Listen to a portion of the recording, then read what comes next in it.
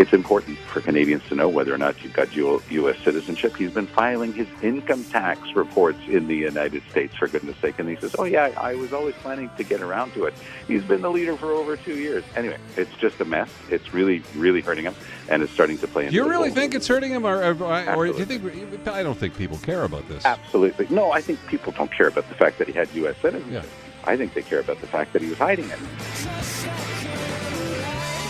All right, it's Friday.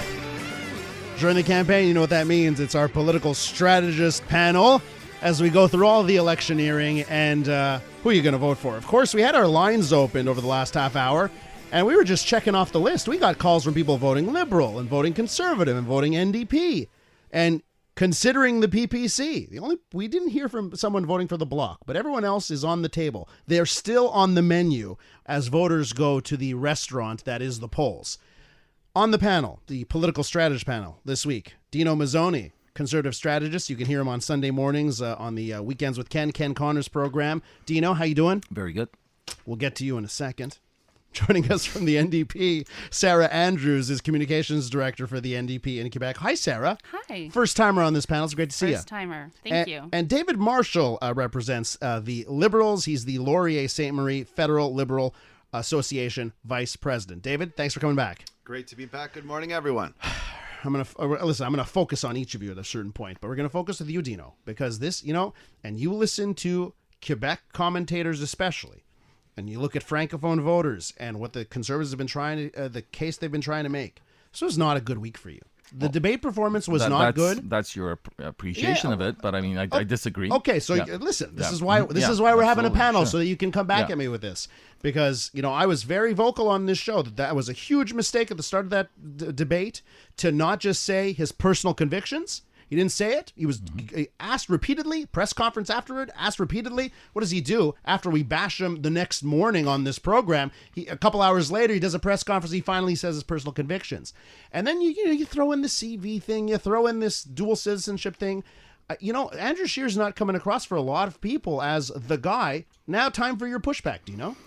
Well, I always find interesting the selective moral outrage in the media about things like, for example, the fact that he's a dual American citizen, which for me means... the media broke all the liberal stories too, by the way. Well, SNC-Lavalin scandal broken by the liberals. The media just goes after the story. I'm simply saying I think it's interesting that there is such a moral outrage about his American citizenship, about the fact that, and I, by the way, share your view that he should have been extremely forthright about his position on abortion. It wasn't a surprise to anybody listening or watching the show, certainly not a surprise to any of us here in the room.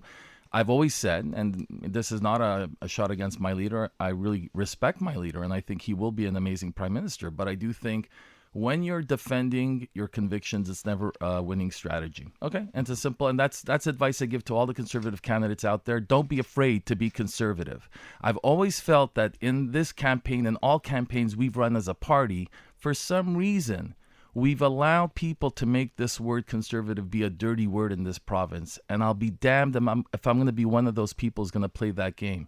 So certainly where Andrew stands in vis-a-vis, the sanctity of life, that is his personal conviction. He should have been very clear about that. I make no bones about it. I'm not going to play games in this room. But in terms of talking about his American citizenship, I mean, we have a prime minister right now running this country who's been an abysmal mess. You could talk about SNC, you could talk about blackface, you could talk about Jody Wilson-Raybould, you could talk about his failure to come through on a lot of position points that he ran on the massive deficits. I mean, this should be what outrages all of us, and yet we're, again, turning in the wind on American citizenship. And listen, I'm gonna say that I think the Conservatives, whoever's running that campaign in the inner war room, they're making the mistakes here, because on the abortion thing, if you just said his personal convictions, I believe him when he says, you know what?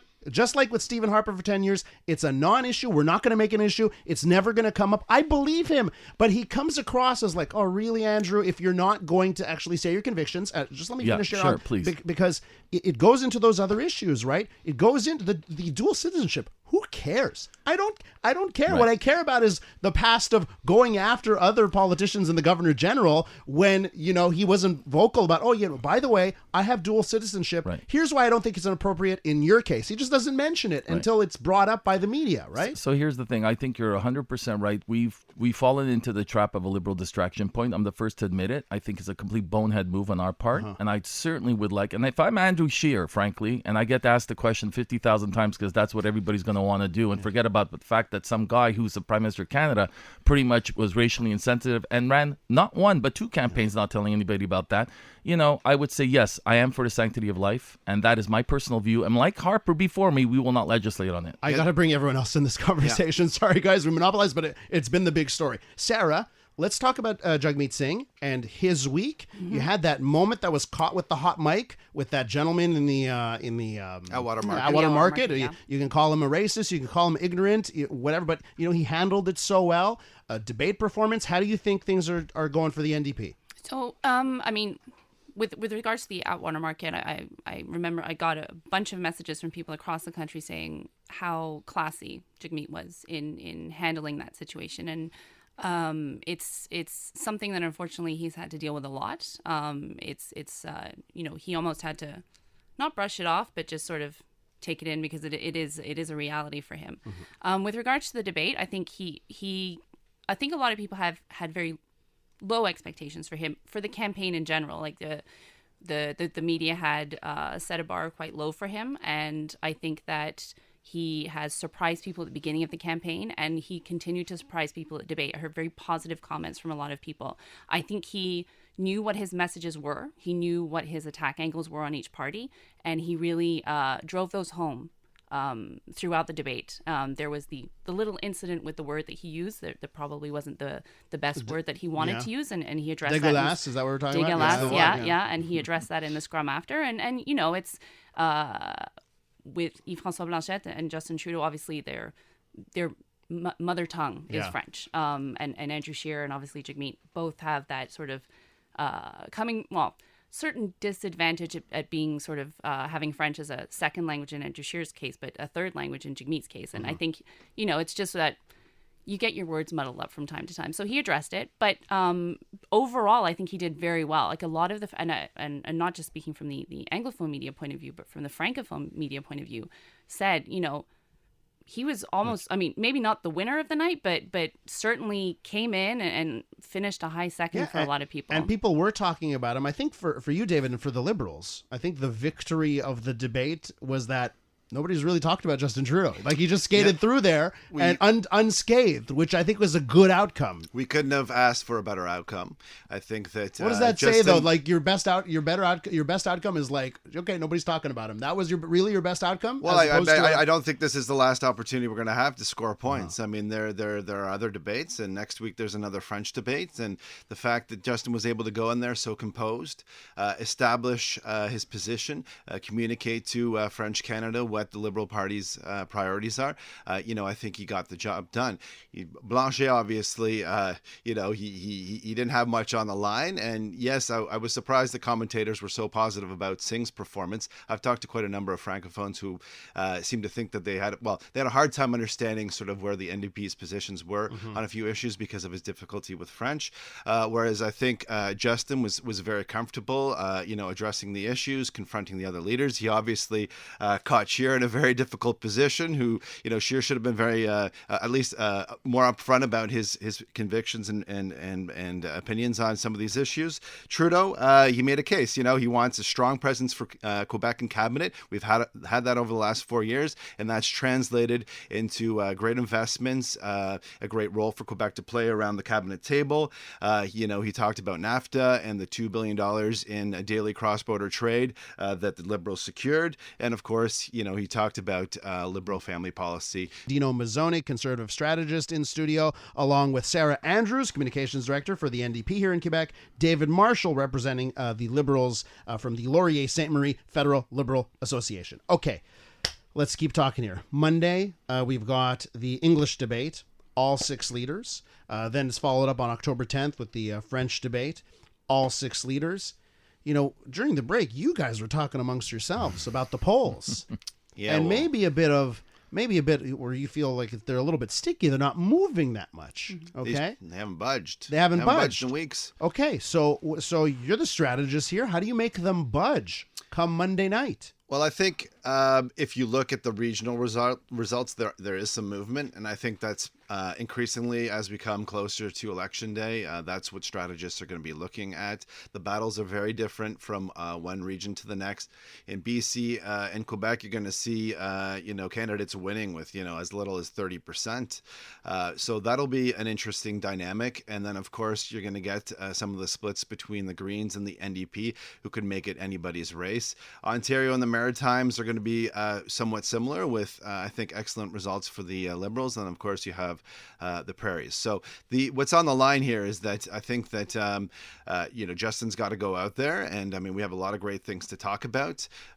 Whereas I think it was a very good outcome in the French debate. He's got another opportunity in the French debate next week to really stick out among the pack. I think in the English debate it's going to be important that kind of Justin comes out quickly, establishes that there is a stark contrast between the Liberal option and some of the other progressive options, and we've got a lot to offer people. You're in the corner in the ring. Justin Trudeau comes in, after he hears the bell, he sits down. Do you tell him, hey, sit back, let the other guys fight?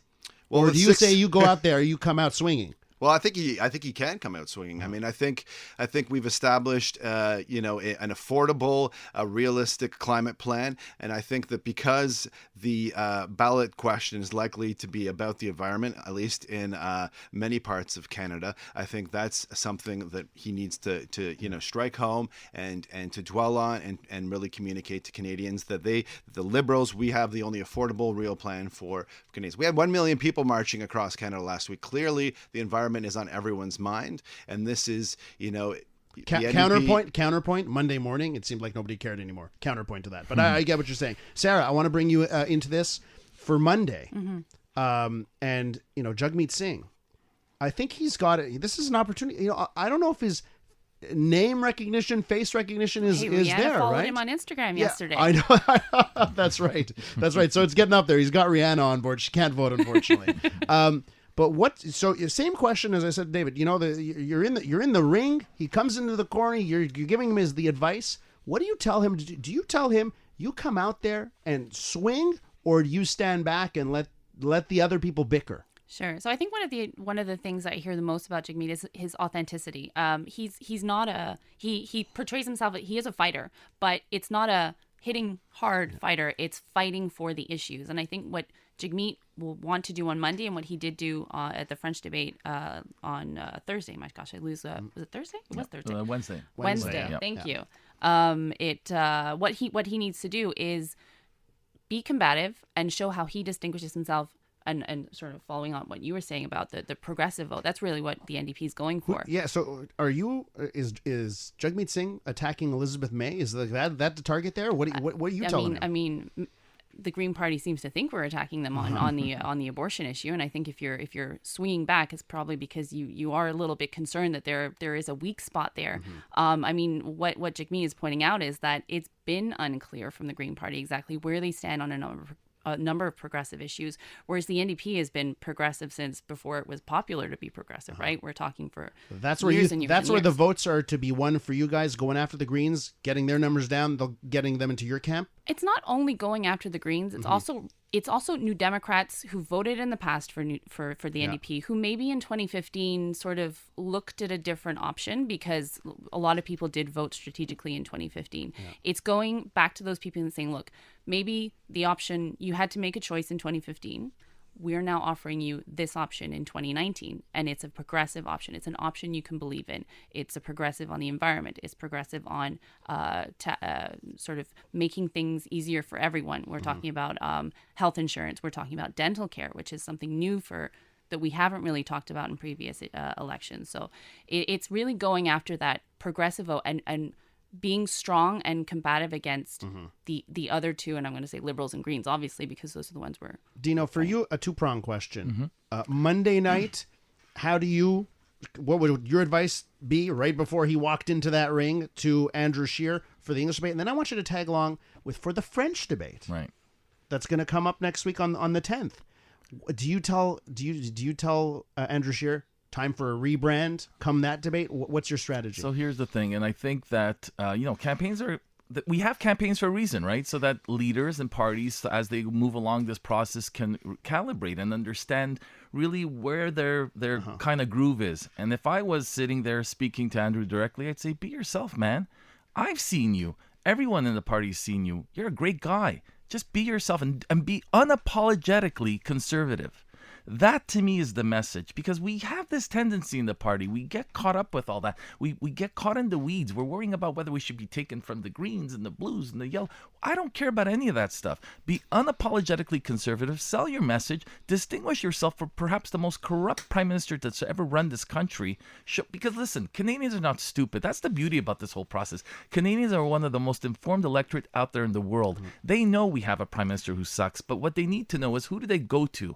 And so what Andrew has to do is he has to convince people that he has the mettle to do what he has to do and just be himself. As for the French debate, to be frank, look, it's not his first language. And I want to commend, by the way, Jagmeet Singh, because I know we knew a lot of attacking each other, but I thought he did very well in the debate. As an Anglo who, speaks French, I understand that very well. And so Andrew Scheer, to be frank with you, that's not his first language. But I thought he held himself in the forum. I thought they all did, frankly. The French debate, to me, was one of the better policy debates in a long time. I don't think there's much room for the Conservatives to grow, though. Well, I think your support has pretty much, in the face of Ford in Ontario and Blanchet, who really established himself in the French debate, I really don't think there's much room to grow. Scheer has, he looked stunned the other night. He's failed to define himself. There's these skeletons in the closet, stunned. the insurance question, the citizenship Here's what question. I think he's stunned by. He's stunned by the fact that we're actually still in a race where these polls, and I'm not going to put so much faith in them, somehow suggest your guy's still in the running. By the way, my question I'd like to know is, which plane of the Liberal Party gets to the election first? Is it the cargo plane or is it the other plane? Why don't you buy some carbon credits first? Carbon credits. This, to me, is the hypocrisy of that government. We're going to have to leave it there. We are out of time, but I just really enjoyed the last half hour. Thank you so much. Dino Mazzone, thank you so much, representing the Conservatives. Sarah Andrews, representing the NDP,